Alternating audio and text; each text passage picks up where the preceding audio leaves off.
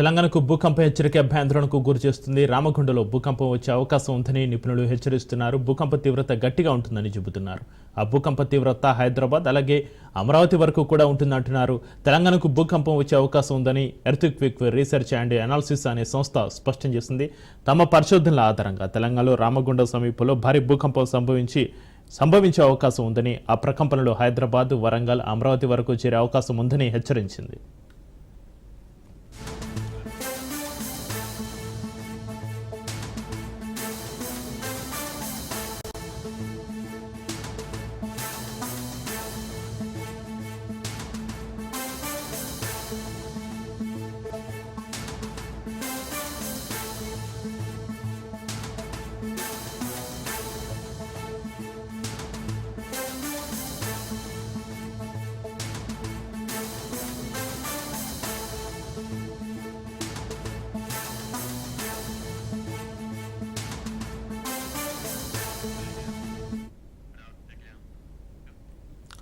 తెలంగాణకు భూకంప హెచ్చరిక అభ్యంతరణకు గురిచేస్తుంది. రామగుండలో భూకంపం వచ్చే అవకాశం ఉందని నిపుణులు హెచ్చరిస్తున్నారు. భూకంప తీవ్రత గట్టిగా ఉంటుందని చెబుతున్నారు.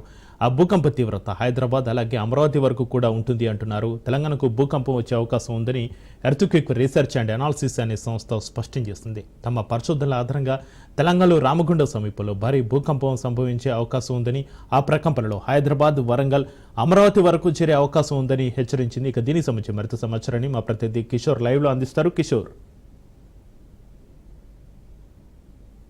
భూకంపం వచ్చే అవకాశం ఉన్నట్లు ఒక ప్రైవేట్ సంస్థ ఎపిక్ అనే సంస్థ అటు చుట్టూ వైరల్ గా మారిందనే చెప్పవచ్చు. అయితే ప్రధానంగా ఈ భూకంప తీవ్రత ఏప్రిల్ 10 నుండి 11 తేదీ మధ్య వచ్చే అవకాశం ఉన్నట్లు కూడా ఆ సంస్థ అటు వెబ్సైట్ లో పేర్కొంది. అంతేకాకుండా దీని ప్రభావం రామగుండంలో వచ్చే భూకంపం వల్ల అటు ఆంధ్రప్రదేశ్ లోని అమరావతి, అదే తెలంగాణలోని వరంగల్, హైదరాబాద్ వరకు అలాగే మహారాష్ట్ర వరకు దీని ప్రభావం ఉండే అవకాశం ఉన్నట్లు కూడా ఈ సంస్థ వెబ్సైట్ లో పేర్కొంది. అయితే ముఖ్యంగా చూసుకున్నట్లయితే దీన్ని మాత్రం అటు కేంద్ర ప్రభుత్వం మాత్రం దీన్ని ఈ సంస్థ ఇచ్చిన హెచ్చరికలు మాత్రం కొట్టిపారేస్తుంది. భూకంప ప్రకృతి వైపరీత్యాలు అనేది ముందస్తుగా చెప్పలేము. అయితే ఏ ప్రాంతంలో ఎప్పుడు వస్తుందో భూకంపం అనేది ముందస్తుగా చెప్పలేమని అటు ఐఎండి భారత వాతావరణ శాఖకు సంబంధించిన సంస్థ చెబుతూ వస్తుంది. దీనిపై ప్రజలు భయాందోళనకు గురి కావాల్సిన అవసరం లేదని కూడా అటు కేంద్ర ప్రభుత్వం చెబుతూ వస్తుంది. అయితే ప్రధానంగా చూసుకున్నట్లయితే రామగుండం మన ముఖ్యంగా తెలంగాణ ప్రాంతం అనేది జోన్ 2 పరిధిలో ఉంది. అంటే తక్కువ భూకంప తీవ్రత కలిగిన ప్రాంతాల్లో హైదరాబాద్ అనేది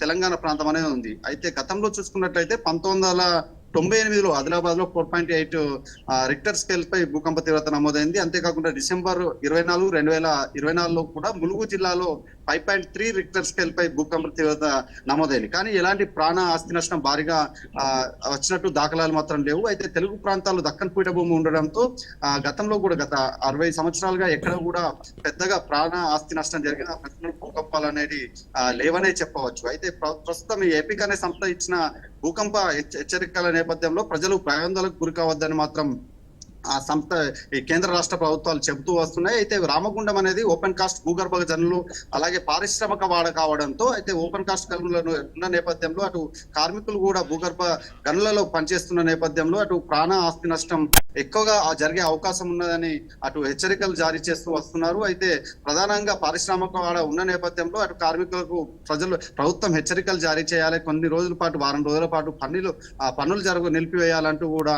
అటు స్థానికంగా ఉండే ప్రజలు చెబుతూ వస్తున్నారు. అయితే ప్రధానంగా చూసుకున్నట్లయితే గత కొంతకాలంగా గత 15 రోజుల పరిధిలో ఇటు మయన్మార్ తో పాటు బ్యాంకాక్ లో భూకంపం భారీగా వచ్చింది. ఈ నేపథ్యంలో ప్రాణ ఆస్తి నష్టం కూడా భారీగా జరిగింది.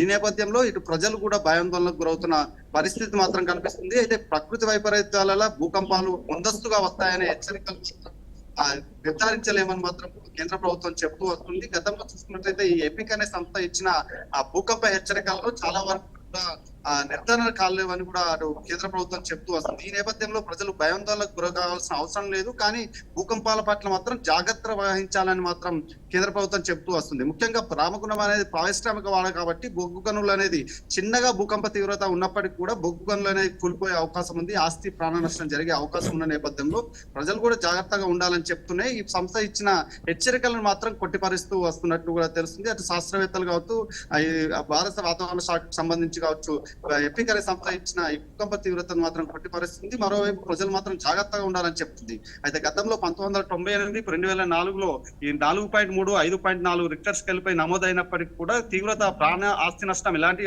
జరగలేవు.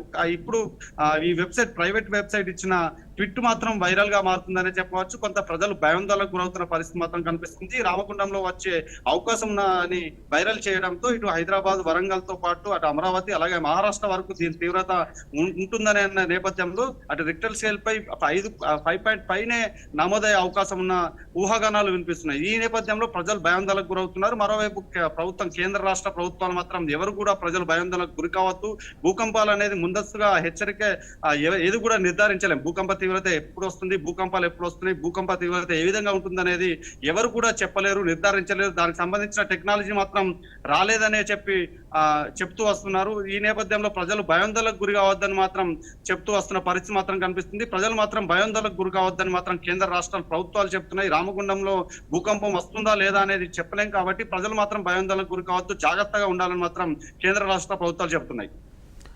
Right, thank you Kishore.